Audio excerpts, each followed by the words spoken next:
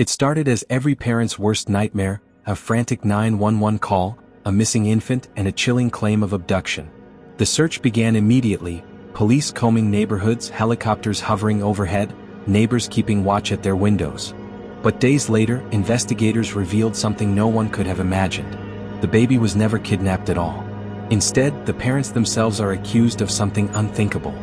In San Bernardino County, California, Rebecca and Jake Haro told police their 7-month-old son Emmanuel had vanished. Flyers were printed. The media picked up the story. Concerned citizens volunteered to help look for the child. To the outside world, this seemed like the desperate plea of terrified parents. But as detectives pressed for details, small cracks began to appear. Timelines didn't match. Accounts shifted. Rebecca and Jake's stories, once synchronized, began to conflict in subtle but critical ways.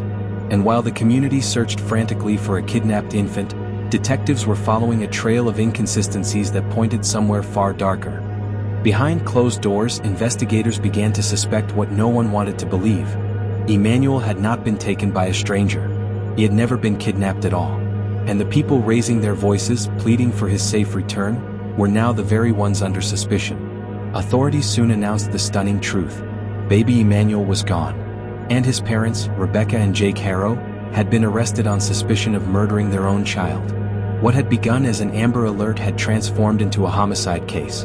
The very faces of grief and desperation shown on news cameras were suddenly recast as mugshots in a police lineup. The community, once unified in hope, was left shocked and devastated.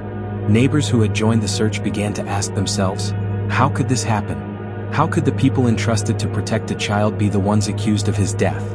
As the Haros prepare to face court, the truth of what really happened to baby Emmanuel remains a haunting mystery. Was this a moment of rage, a calculated cover-up, or something else entirely? Investigators say more answers are coming.